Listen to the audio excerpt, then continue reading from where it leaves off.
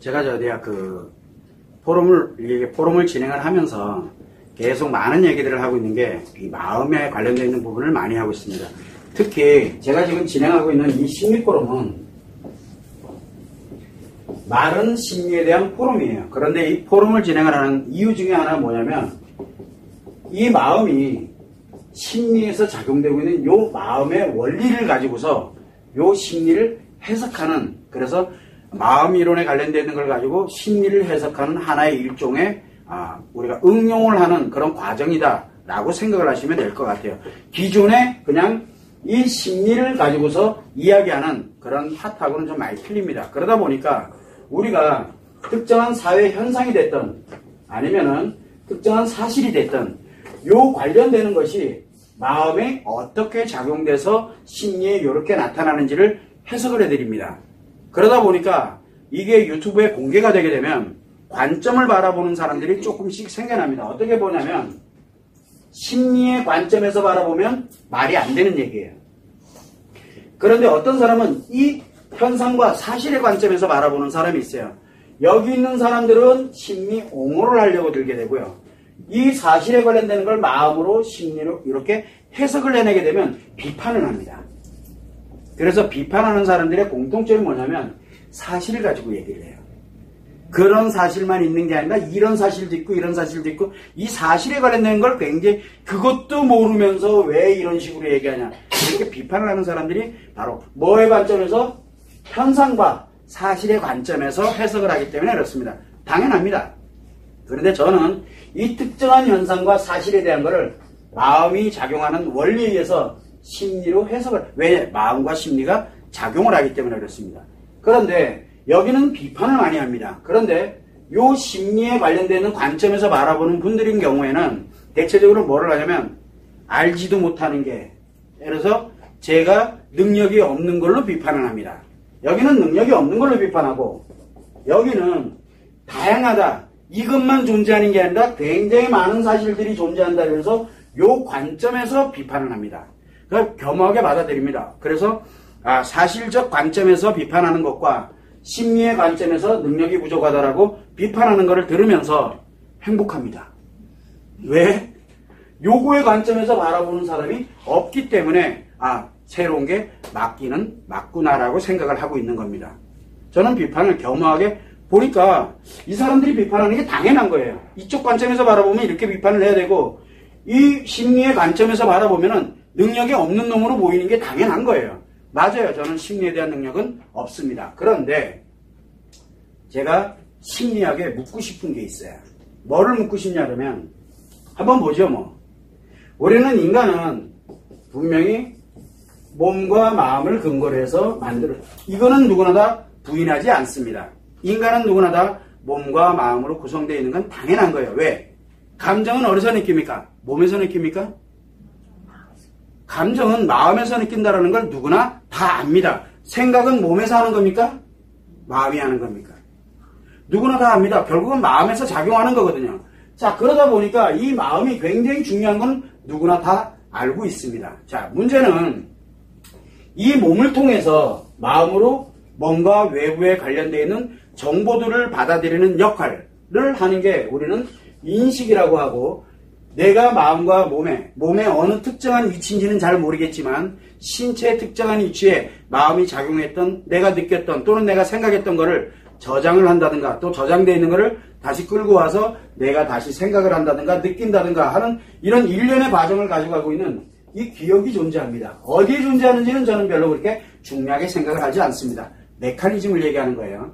자, 그런데 마음에서 내가 생각했던 것 또는 내가 기억을 해내서 내 나름대로 새로운 것들을 느꼈던 거를 바깥으로 내가 내보내는 역할하는 거, 그래서 몸을 통해서 바깥으로 내보내는 역할하는 거를 우리는 표현이라고 했습니다. 자, 여기에서 이거는 누구나 지금 현재는 기본적으로 이제 하도 듣다 보니까 많이 알게 됐어요. 자, 그러면 인간은 결국은 몸과 마음으로 구성되어 있고 몸과 마음을 연결하는 인식과 기억과 표현에 관련되는 심리로 연결을 합니다. 자, 이거는 정해져 있어요. 자, 문제는 뭐냐면 제가 왜 심리학에 이거를 정식적으로 한번 연구를 좀 한번 해보자는 거거든요. 왜 그러냐면 심리학이라는 자체는 인식할 때, 기억할 때, 표현할 때 몸에서 나타나는 반응을 연구하는 학문입니다. 자, 그러다 보니까 어디와 연결이 되냐면 이렇게 몸과 인식, 몸의 기억, 그 다음에 몸의 표현에 관련되는 것을 연구하는 학문이 심리학은 맞습니다. 필요합니다. 당연히 필요한 거예요. 자, 그러다 보니까 무엇을 주로 우리가 기본 바탕으로 많이 쓰느냐? 몸에서 나타나는 반응을 연구해야 되기 때문에 몸은 어디 영역입니까? 의학 영역입니다.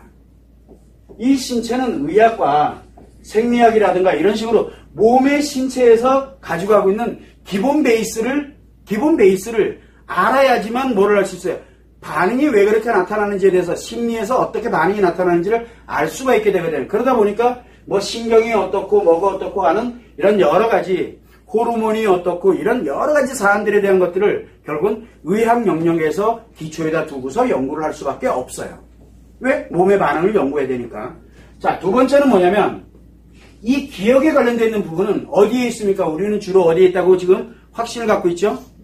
뇌에 있거든요. 그런데 얼마 전에 연구 결과가 나왔는데 어딘가에서 연구를 했대요. 그래서 저는 그런 거 되게 많이 보는 편이거든요. 그런데 세포 하나하나에도 기억이 존재한다라는 얘기를 하고 있어요, 지금요. 그거는 잘 모르겠어요. 어디 존재하는지는 전 모르겠어요. 예전에 2년, 3년 전에 우리 전문가들하고 같이 마음 이론을 만들면서 용어 정리하고 이렇게 될 때 솔직히 세포 하나하나에 기억 정보가 존재할 수도 있다라는 말을 제가 한 번 한 적이 있었거든요. 그런데 확신은 못 가져요. 왜? 저는 의학을 모르기 때문에 그렇습니다. 심리학을 모르기 때문에 그래요. 저는 심리학, 의학 모릅니다. 그런데 제가 왜 묻고 싶냐 그러면은 바로 몸의 영역에 관련되어 있는 이 의학과 생리학을 기초로 하고 그 다음에 기억은 뭐를 기초로 합니까? 뇌를 기초로 하다 보니까 뇌과학을 기반으로 갑니다. 그래서 뇌과학에 관련되는 걸 연구한 사람들이 요즘은 심리 얘기를 굉장히 많이 합니다. 심리 얘기에서 뇌가 빠지면 이제는 뭐 아무것도 안 돼요. 그래서 심리에 이런 말이 들어왔을 때 이렇게 뇌에서 어떤 반응이 일어나는지를 MRI로 또는 뭘로 촬영을 해가지고 그게 막 논문으로 발표되고 이런 것들이 지금 많이 발생을 합니다. 왜 그러냐면 독립적으로 존재하는 것이 아니라 인식과 기억과 표현에 관련되는 게 뇌에서 또는 이 의학 영역인 신체에서 어떤 식으로 반응되는지를 연구하는 학문이 맞습니다. 자, 문제는 뭐냐면 그럼 묻는 거예요. 그러면 인식과 기억과 표현은 뭐와 연결이 되어 있냐면 몸하고만 연결이 되어 있는 게 아니라 뭐하고 연결이 되냐면 이 마음이라는 메커니즘과 연결이 되어 있거든요. 그러면 도대체 마음이라는 거에 대해서 한 번이라도 생각을 해봤냐는 거예요. 몸은 어떻게 작용되는지 신체마다 내부 장기마다 어떤 역할을 하고 어떻게 작용되고 있는지 그리고 그것이 왜 필요한지에 대한 이 원리와 이 체계가 굉장히 오랜 세월 동안 연구가 왜? 눈에 보이니까 이거는 굉장히 오랫동안 연구가 되어 있습니다.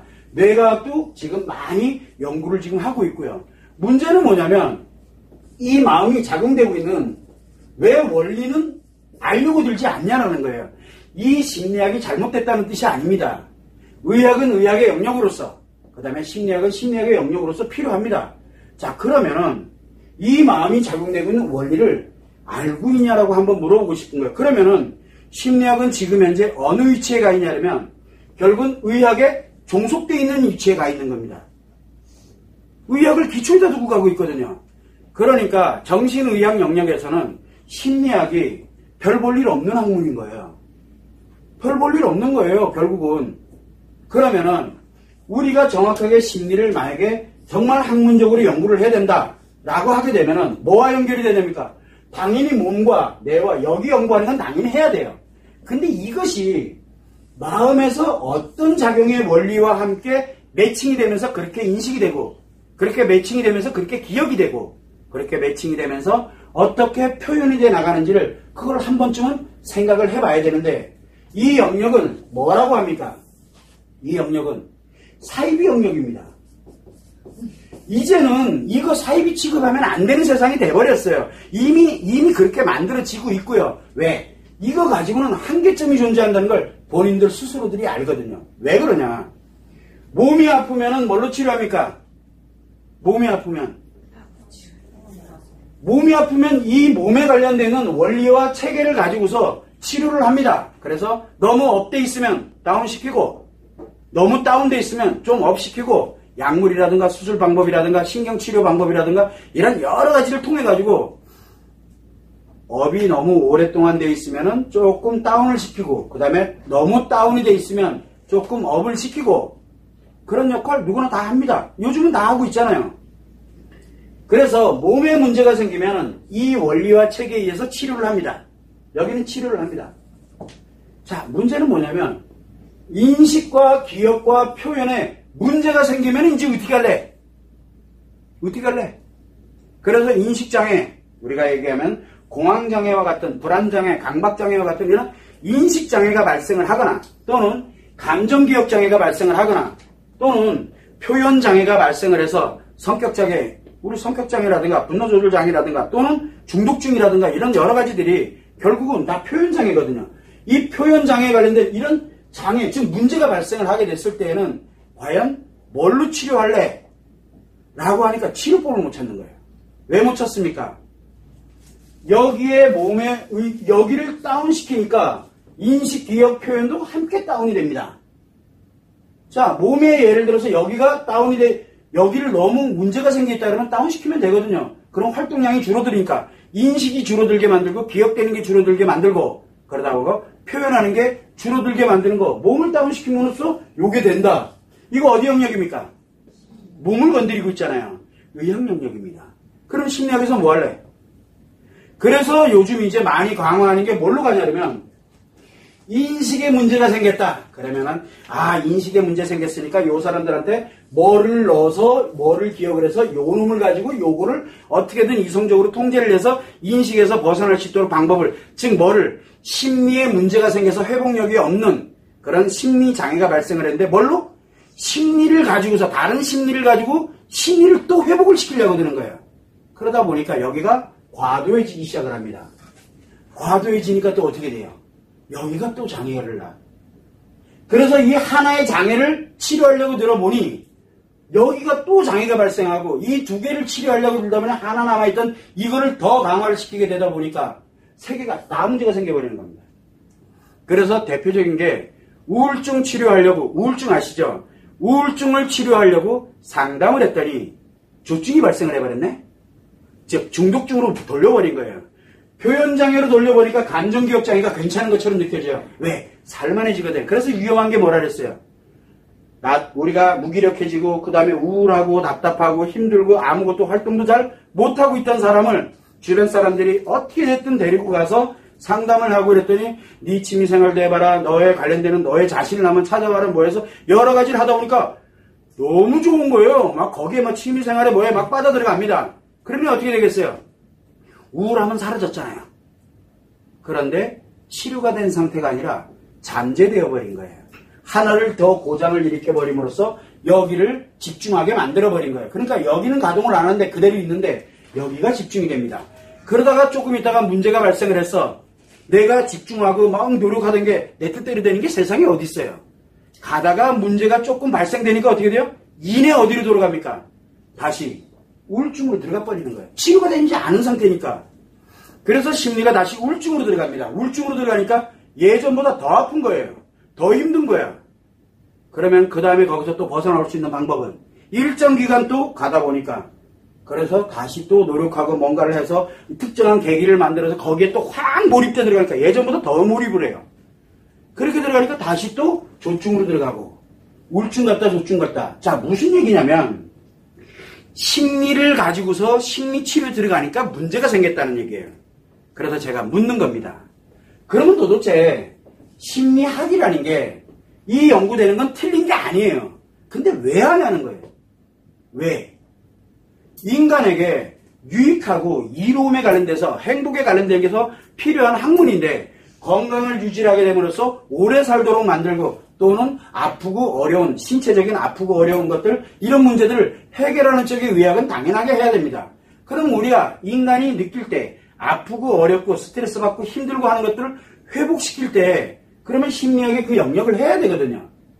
그런데 아주 가벼운 거는 어렵지 않게 기분 전환으로 회복이 되지만 이런 심리에 관련돼서 문제가 발생됐을 때는 왜 몸에 관련되는 의학 영역을 빌리냐는 거예요. 그리고 아니면은 망가뜨려 놓고. 왜 그러냐? 치료법이 없다는 얘기가 되는 거거든요. 근데 왜 없느냐? 바로 이 우리가 한 분야 하나로 편중됐기 때문에 그러거든요. 그래서 이 마음이 작용하는 원리를 가지고서 인식을 회복하고 기억을 회복하고 표현을 회복하고 즉 심리를 회복하도록 만들어주는 역할하는 것쯤은 한 번쯤은 생각해 보자는 거예요. 어쩌면은 심리학이 앞으로 미래에 살아갈 길이 될 수도 있어요. 저는 마음이 하나만으로 단독적으로 존재할 수 없다라고 생각을 하거든요. 그래서 제가 늘 얘기를 할 때 마음 이론의 기초는 뭡니까? 마음이 작용하는 원리인데 이게 뭐와 함께? 마음과 심리가 즉 마음이 인식에서 기억에서 표현에서 작용되는 요 영역을 지금 제가 이론화시켜 놓은 거거든요. 그런데 저는 심리학을 모릅니다. 심리학을 모르는데도 불구하고 왜 심리가 치료가 되느냐? 아, 마음이 이렇게 원리를 알게 되니까 마음이 이렇게 작용되면 인식이 회복되는구나. 그런데 이 사람이 뭐라고 인식하는지는 알고 싶지도 않아요. 이 사람이 어떤 감정기억에 들어가 있는지 저는 몰라도 돼요. 이 사람이 어떤 중독에 들어가 있는지 저는 관심이 없어요. 뭐만 하면 되냐면 이 마음이 작용되는 원리를 요 심리에 영향을 줘서 인식을, 기억을, 표현을 일반적으로 건강하게 작용되도록 만들어주기만 하면 되는 거예요. 그게 제가 얘기하는 심리치료 기법입니다. 그래서 저는 심리학에 묻고 싶은 게 왜 자꾸 이 몸의 힘을 빌려가지고 기대어서 가려고 드냐 이거야. 우리 그거 하지 말고 그리고 독단적으로 진행을 한다 그래서 더 망가뜨리지 말고 그러면 심리학에서 사이비 취급하고 있는 이 마음이 몸과 마음으로 구성돼서 그 중간에서 심리가 작용되고 있는 건 누구나 다 알고 있는데 왜 여기를 연구 안 하냐는 거예요. 그래서 함께 연구를 해보자는 거예요. 그런데 안 합니다. 왜? 내가 알고 있는 게 정확해. 뭐를 갑니까? 확신을 갖고 있는 거예요. 니 따위가 감히 라고 얘기해. 학교 어린이 나왔네요. 젠장, 제가 이걸 만들었거든요. 이론을. 그래서 배운 데가 없어요. 그래서 저는 안 배웠어요. 그럼 심리학은 어디서 배웠냐? 배운 적이 없는데요. 저 이거 만드느라고 바빠서요. 그럼 저 이것만 만들었어요. 그냥요. 우리 그런 거 따지지 말고 만들어놨으니 대단하다라고 치왕 안 해줘도 좋으니까 이거 가져다가 만들어 놓은 거 가져다가 진짜 한번 이 심리에 관련돼서 정말 인간이 유익하고 행복하고 아프고 고통스러운 사람들이 벗어나서 정말 심리학의 도움을 받아서 행복하게 갈 수 있는 방향으로 가면 되잖아요. 저는 그거를 제안을 하고 싶은 거예요. 그런데 받아들이질 않습니다. 왜? 이거를 이미 사이비화 시켜놔버렸거든요. 왜? 그러냐 그러면은 기존에 마음 얘기를 하고 있는 사람들이 무지하게 많습니다. 다 대부분이 사이비입니다. 인정해요. 그러다 보니까 니도 똑같은 놈이야로 돼버린 거예요. 그럼 어쩔 수가 없어요, 그거는. 그러나 일은 이제는 사이비 안 할 테니 이 원리 만들어놨으니 니들 영역 안 건드릴 테니 그러면 협업해서 니들 진짜 한번 발전해가면 안 되겠냐. 왜? 이미 사람들은 심리학에 대해서 그리고 인간에 관련돼서 치료를 해나가는데 상담, 심리, 기타 등등에 많이 익숙해져 있거든요. 전 세계에 있는 사람들이. 그러면 거기에 이 관련되는 원리를 집어넣어서 진짜 치료하고 그리고 진짜 회복할 수 있다면 그것만큼 좋은 거 없잖아요. 제가 심리학과 싸워가지고 이게 좋습니다라고 해봐야 백날 해봐야 다 안 나오거든요. 그래서 우리는 진짜 말 그대로 아니 한 번쯤은 놀아보자는 거예요. 그리고 어쩌면 거기에 길이 있을지도 모른다. 왜? 가도 길이 없거든요. 없으면 어쩌면 다른데 길이 있을지도 모르잖아요. 한 번쯤은 생각을 해보자는 거예요. 여기서 만약에 이게 만들어지게 되면 의학에서도 함께 연구하려고 듭니다. 그때는 대등한 관계가 되는 거예요. 그런데 지금은 이 몸의 반응만을 연구하다 보니까 의학의 한 종속된 분야로서 지금 현재 가고 있습니다. 그러다 보니까 문제점들이 굉장히 많아지는 거예요. 한 번쯤은 심리학에서 우리는 생각을 좀 해보자는 겁니다. 학자가 됐던 지금 상담하는 사람이 됐던 심리에 관련돼서 열심히 공부하는 사람이든 아니 이미 전문가가 돼서 강연을 하고 그 다음에 사람들을 치료한다고 돌아다니는 사람들이 됐던 한 번쯤은 우리가 몸과 심리만을 논하지 말고 보여지는 것만을 논하지 말고 왜? 몸의 반응이니까 보여지는 것만을 논하지 말고 그렇게 작용될 수밖에 없는 이 마음의 원리를 한 번쯤은 생각해 보자는 거예요. 특이한 건 뭐냐면 몸은 변합니다. 심리도 당연히 변합니다. 그런데 마음은 안 변합니다. 마음은 태어나서 죽는 순간까지 작용되는 원리가 같기 때문에 그래서 남자는 남자의 마음으로 여자는 여자의 마음으로 작용되는 원리가 태어나서 죽을 때까지 작용되는 원리가 같습니다. 뭐가 다르냐? 심리가 다를 뿐이에요. 성장하면서 여기는 점점 정보와 이런 거에 의해 가지고 뭐가 만들어집니까? 급변해서 변화를 가져갑니다. 몸도 우리는 점점 나이가 들어갈수록 노화되거나 또는 우리가 늙어간다는 표현을 쓰지만 결국은 점점 성장 일정 기간 지나면 죽습니다. 인간은 누구나 다 죽음의 한계점을 갖고 있거든요. 여기가 죽으면 심리, 마음 따위는 이미 사라지는 겁니다. 왜? 몸 안에 생존의 근거에다 두고서 존재하기 때문에요. 그래서 우리가 최소한 살아있을 때만큼은 원리를 정확하게 좀 알고 정말 아프고 힘든 사람들이 치료가 돼서 다시 행복해지고 또는 내가 힘들고 있는 사람들이 힘든 거에 벗어나서 또다시 나의 자아를 갖고 행복해 갈 수 있도록 그렇게 만들어지는 것이 가장 좋다고 생각하거든요. 그래서 심리학에서 늘 얘기를 하는 몸 안에 있는 자기 자아, 내면 얘기를 합니다. 내면 자아, 그게 뭔데요 도대체? 마음이 작용되는 원리도 모르는 채 이 내면 100번 찾아봐야 심리만 무너질 뿐입니다. 그거를 한 번쯤은 심리학, 여기에서도 심리학에 관련되는 부분에 옹호론자도 있고 다 좋습니다. 저는 틀렸다라고 얘기하는 게 아닙니다. 맞습니다. 맞는데 해결 방법이 없는 게 문제예요. 우리는 그걸 한 번쯤은 마음의 원리에서 찾아보는 것도 좋지 않을까라고 생각을 해서 제가 오늘 논제로서 말씀을 드리는 겁니다. 참고해 주시면 됩니다.